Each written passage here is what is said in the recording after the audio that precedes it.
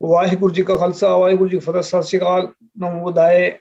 जमुना साथियों, अस्सलाम वालेकुम साथियों। वॉइस ऑफ मानवता न्यूज चैनल पर आप सभी का स्वागत है। मेघराज सिंह अमेरिका से। साथियों, आप सभी जानते हैं कि हम उठाते हैं गरीबों की आवाज, मजलूमों की आवाज। जिसकी कोई आवाज नहीं उठाता उसका वॉइस ऑफ मानवता उठाता है। और सभी आप सभी जानते हैं कि हम लाते हैं सभी की आवाज को, कोशिश करते हैं कि जो जिनकी कोई आवाज को कोई नहीं सुनता, उनके हम विश्व के अंदर आवाज चला फैलाते हैं। तो हमारे साथ में राजा बाबू जुड़े हैं और इन्होंने टॉपर किया स्कूल में, तो इनसे बात करते हैं और इनके हम बधाई भी देते हैं वॉइस ऑफ मानवता की तरफ से। तो पहले इनका स्वागत करते हैं भाई। और राजा बाबू जी, आपका वॉइस ऑफ मानवता न्यूज चैनल पर बहुत बहुत स्वागत है। सत श्री अकाल भाई साहब। जी थैंक यू सर। पहली बात तो हमारी टीम की तरफ से, पूरी टीम की तरफ से आपको बहुत बहुत बधाई, आपने जो ये काम किया है। और साथियों, हम बताना चाहते हैं इसमें कि बहुत सारे जो मूल निवासी जो साथी है हमारे, उनको आगे बढ़ने नहीं दिया जाता है। लेकिन जिनको मौका मिल जाता है वो आगे बढ़ जाते हैं। अभी देखा आप सभी ने कि राजा बाबू जो है इन्होंने टॉपर किया है। तो इनसे जान कर लेते हैं पहले कि भाई इन्होंने कैसे कैसे मेहनत करके यहाँ तक पहुंचे हैं। तो राजा बाबू जी, पहले बता दिए हमें, जो लास्ट सवाल में करूंगा, ये पहला ही मेरा सवाल ये है कि आपने इसको जो आप टॉपर किया है, ये इसमें आपके स्कूल में कितने बच्चे पढ़ रहे थे इस वक्त? कितने बच्चों में आप फर्स्ट नंबर पाए हैं? जी सर, ऐसे तो मैं 10+2 अपने हाई स्कूल से था, जी शेखपुरा से। तो उसमें तो बहुत सारे 90-95 बच्चे थे सर। जी लेकिन इस साल पूरा लॉकडाउन रहा सर, पूरा होल ईयर। इस वजह से न तो स्कूल जा पाया, न तो कोई कोचिंग सर। तो घर पर सेल्फ स्टडी किया सर। जी। तो और मुझे मेरा बात, मान जी बताइए बताइए बताइए जी। जी सर, मेरा ऐसा मानना है कि सर जो स्व अध्ययन है सर, सेल्फ स्टडी है, वो सबसे बेस्ट तरीका है सर। इससे इसको कोई नहीं रोक सकता है सर। जी बिल्कुल नहीं, इसमें थोड़ा बताएं कि इसमें जो आप यहाँ तक पहुंचे हैं, इसमें तो काफी दिक्कतें आई होंगी। आपके माँ बाप, बहुत सारे जिनके माता पिता सही होते हैं वो भी मतलब इसमें योगदान पाते हैं। तो अपने माँ बाप, आपके माता पिता, भाई बहन का क्या योगदान है आपको यहाँ पर पहुंचाने में? बहुत ज्यादा योगदान रहा सर। जैसे कि कोचिंग या स्कूल तो जा नहीं पाए सर, तो सेल्फ स्टडी में हमसे बड़े भैया हैं, बाबू साहब हैं, वो भी इंटरमीडिएट पास किए हैं। तो वो हमें हेल्प किए हैं, पूरी तरह से कंसेप्ट दिए हैं, पढ़ाए हैं, समझाएं। और हमारे पथदर्शक रहे हैं, माइलस्टोन वही रहे सर। जी। साथियों, हम बताना चाह रहे हैं, हमें शरद मौर्य जी ने नंबर दिया था इनका और इनसे मुलाकात कराया हमारी। तो उनका जी सर। स्पेशल धन्यवाद भी करते हैं शरद मौर्य जी का, उन्होंने जो हम तक इनको पहुंचा है। तो इसमें बताएं कि आपको जो अभी तक जो आप पढ़ रहे हैं, यहाँ तक पहुंचे हैं, एकदम तो यहाँ तक नहीं पहुंच पाए होंगे, बहुत सारी दिक्कतें भी आई होंगी शुरुआत में। तो जरूर आपने सर। जहाँ पर जिस गांव में रह रहे हैं वहां पर बहुत सारे जात पात का सिस्टम चलता है। इसमें जी सर। काफी दिक्कत आई होंगी आप लोगों को सामने आई, क्योंकि कोई आगे बढ़ने नहीं दिया जाता लोगों को। तो इसमें आपके सामने कोई सी भी दिक्कत आई है जात पात के खिलाफ, जो मतलब बहुत सारे टोकते हैं, बहुत सारे रोकते हैं लोग? ऐसा कोई आपको रोकने में कोई किसी ने रोका आज तक? सर वैसा तो नहीं हुआ, लेकिन हमारे जो घर में सर, हमारे पापा जी हैं, वो भी यहाँ के मूल निवासी ही हैं। और हमेशा जब भी बचपन से ही पापा जी समझाते आए हैं कि किस तरह से यहाँ जाति पाति का नहीं होता है, इसको नहीं मानना है और आगे बढ़ना है, हमेशा फाइट करना है जनरल में। ये नहीं कि हम लोअर कास्ट के हैं, यहाँ रहते हैं नहीं रहते हैं। लेकिन सर, ये जो कास्ट डिस्क्रिमिनेशन होती है, जैसे कि हाल फिलहाल ही मैंने डिस्ट्रिक्ट टॉप किया, तो मैंने देखा कि उतना लोग बधाई देना या उस तरह से न्यूज़पेपर में आना नहीं देते हैं, क्योंकि वो भी जानते हैं कि ये मतलब लोअर कास्ट से बिलोंग कर रहे हैं, तो इसका प्रचार प्रसार या एडवर्टाइजमेंट करते ही नहीं, इनके बारे में जाने। जी। पहली बात तो हम बताना चाहते हैं कि लोअर कास्ट कुछ नहीं होता है, ये सिर्फ कास्ट जो शैतानों द्वारा बनाई गई जात पात है। और यस सर। किसी को काल्पनिक जात में, नीच जात में फंसा दिया, किसी को काल्पनिक उच्च जात में फंसा दिया। हंसे खोसे सबके सब जात पात के गटर में फंसे हुए लोग हैं। और ये जी जात सर। जिनको कहते हैं, जो जो अपने आप को ऊंची जात का मानते हैं, वो घमंड में मर रहे हैं रोजाना। घमंड खा रहा है उनको। और जिनको जी जिन सर। नीच जात का बोलते हैं, उनको हीन भावना खा रही है कि वो जी सर। सोचते हैं कि हमारी जात का किसी को पता ना लग जाए। ऐसा चलता रहता है। तो इसमें जी बताएं सर। हमें कि जो आपके जो टीचर हैं, उनको क्या कहना चाहते हैं? उनकी वजह से आप यहाँ तक पहुंचे, कोई बहुत सारे टीचर अच्छे होते हैं, तो जी उनको क्या सर। कहना चाहता है इस बारे में? जी। हाँ, बहुत सारे टीचर हैं सर, वैसे भी टीचर हैं जो कि हमारे मूल निवासी के टीचर हैं, वो जो कास्ट सिस्टम है या रिलीजन सिस्टम है उस पर कभी भी फोकस नहीं किए। लेकिन कुछ-कुछ ऐसे टीचर भी होते हैं कि जो कास्ट से रिलेटेड आते हैं, उस कास्ट के बच्चों को प्रेफ़रेंस देते हैं ज़्यादा, कुछ कास्ट को नहीं देते हैं। तो वैसे मैं टीचर को भी निंदा करता हूँ सर।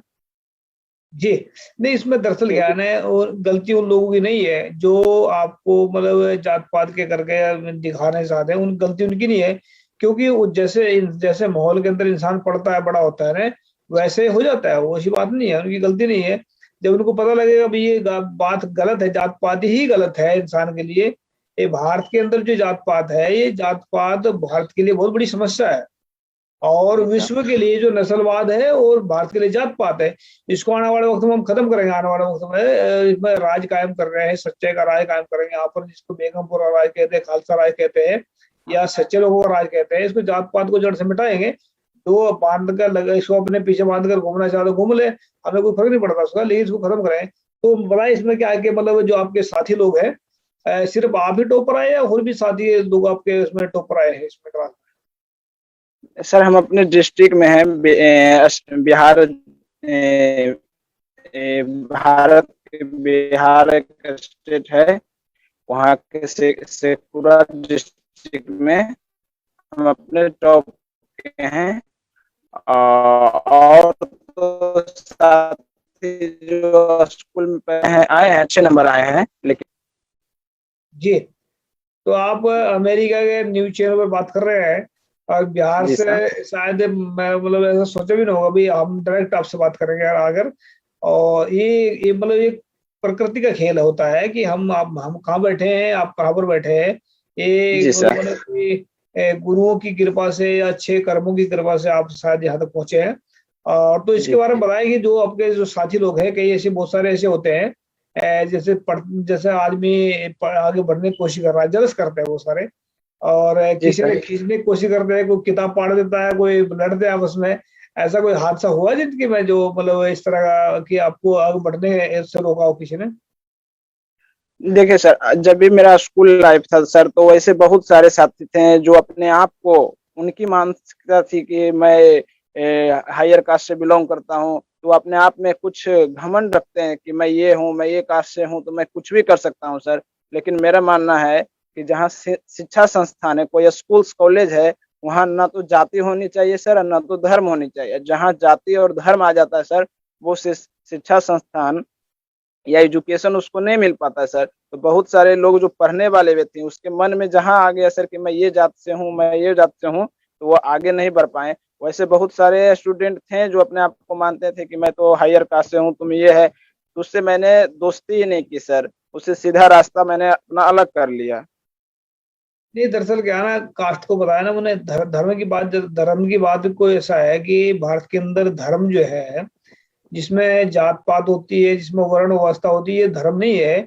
ये तो गटर का ढक्कन है जिसमें बदबू आती है जात ऊंच नीच की और उसकी मतलब इसको क्या है कि ये गुलामी की जड़ ही जात पात है और वर्ण व्यवस्था है।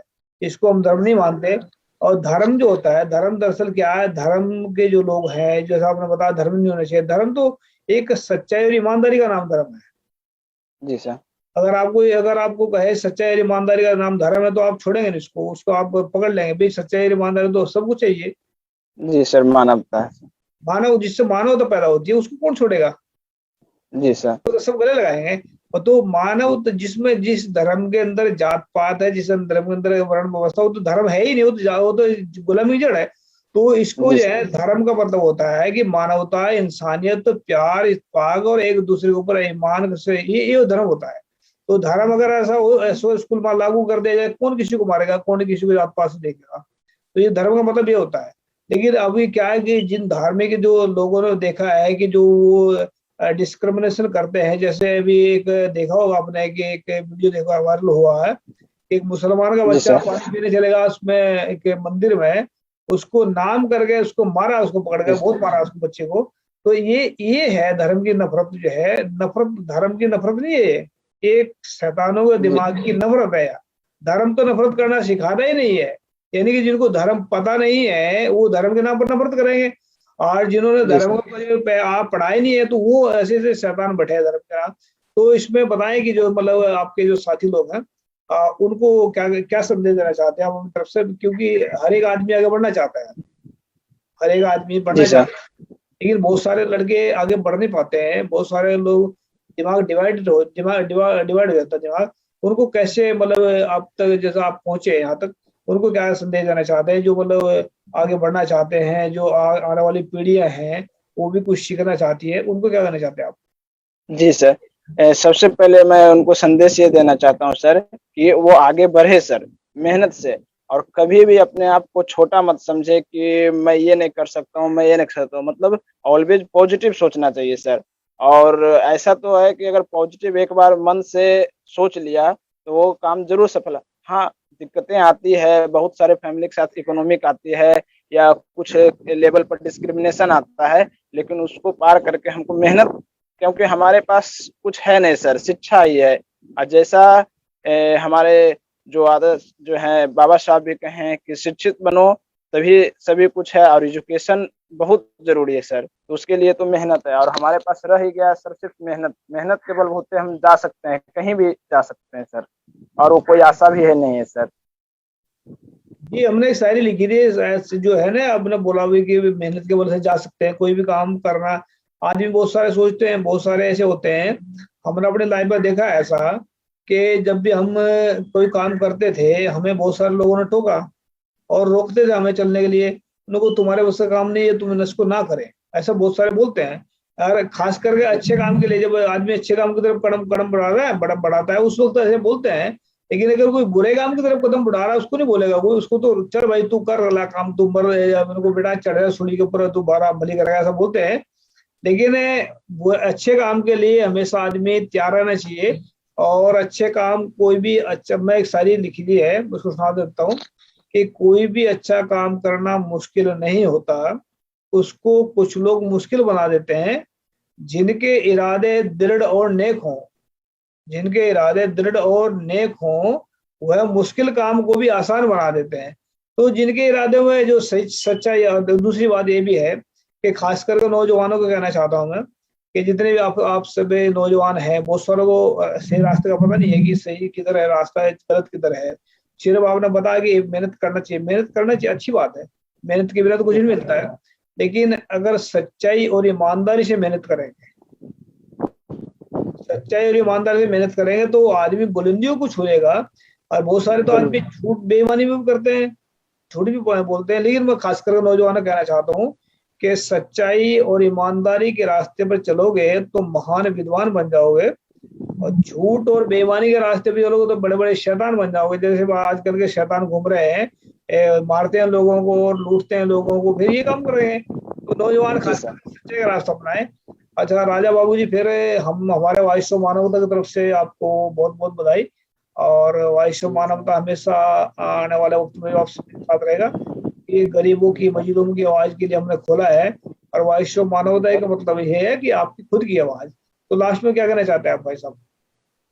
वही सर कि हर एक जो हमारे पीढ़ी के लोग हैं या यहाँ के जो भी मूल निवासी है वो आगे बढ़े। और बहुत सारे दिक्कत आती है कि इन्वायरमेंट पर भी डिपेंड करता है कुछ चीज, लेकिन अगर वो जो बच्चा है सर वो दृढ़ निश्चय है तो कुछ भी कर सकता है सर। जैसे मैं एग्जांपल देना चाहता हूँ सर कि आप जानते होंगे सर, एक चंदन का लकड़ी होता है सर, चंदन का वृक्ष, जी जान रहे हैं सर? तो जी उस जी समझ पर रहा 24 घंटा सर सांप जो कोबरा होते हैं सर, इतना जहरीला सांप होते हैं, वो लिपटे रहते हैं सर। हूं। जी तो ऐसा नहीं है कि वो 24 घंटा उस पर कोबरा सांप लिपटे हैं सर तो वो चंदन का वृक्ष जहरीला हो जाता है सर। नहीं, वो अपना उसका अस्तित्व अलग है सर, उसका अस्तित्व कॉस्मेटिक्स मेडिसिन में यूज आज भी हो रहा है सर, लेकिन वही सांप नहीं। तो मेरा इससे यही कहना है सर, इसका उद्देश्य कहना है सर कि डिपेंड नहीं करता कि इन्वायरमेंट भी कैसा है। अगर जो व्यक्ति है वो दृढ़ निश्चय है कि नहीं मुझे करना है तो वो करेगा जरूर सर। बहुत सारे परेशानियां आएंगे लेकिन उसको आगे निकल के वो जरूर बुलंदियों को छू लेगा सर। जी बहुत बहुत धन्यवाद आपका वहाँ हमारे साथ जुड़े। और उम्मीद करते हैं आप जी सर। सच्चाई और ईमानदारी के रास्ते में चलकर एक दिन बुलंदी आप भी छुएंगे। और जी वह सर। माँ बाप का नाम रोशन करेंगे, देश का नाम रोशन करेंगे, और खुद का नाम रोशन करेंगे। और उम्मीद के साथ में कह सकते हैं तो आप सच्चाई और ईमानदारी मत छोड़ना। चाहे आपके सामने करोड़ों नहीं, अरबों खरबों नहीं, अरबों मतलब जितने मर्जी दौलत आ जाए, लेकिन सच्चाई अगर ईमानदारी इंसान के साथ जुड़ी होती है ना, तो उसको जी पूरे सर। ब्रह्मांड की दौलत भी, जो पूरे संसार की दौलत हो के इकट्ठे हो जाए तब जी भी सर। नहीं सकता। और सच्चाई और ईमानदारी जिस इंसान के साथ जुड़ जाए, वो सबसे कीमती इंसान है पूरे वर्ल्ड के अंदर। जी और सर। बेईमानी और झूठ जिसके साथ जुड़ जाए, चाहे उसके बाद में करोड़ों करोड़ों बिलियन डॉलर्स हो, तो भी वो एक जी सर। कीड़े के समान होता है, जैसे गंदे नाले का कीड़ा होता है, ऐसा होता है, क्योंकि उसमें बेईमानी झूठ भरा होता है। तो राजा बाबू, हम आपको बधाई देते हैं और उम्मीद करते हैं आप सभी की उम्मीद के साथ में सच्चाई और ईमानदारी के साथ में चलते रहेंगे, और मजलूम मिले, गरीब मिले, उनकी हेल्प करें, उससे बहुत बड़ा जरूर सर, जरूर सर। जी thank you sir. Sat Sri Akal, सलाम। Thank you sir. शुक्रिया।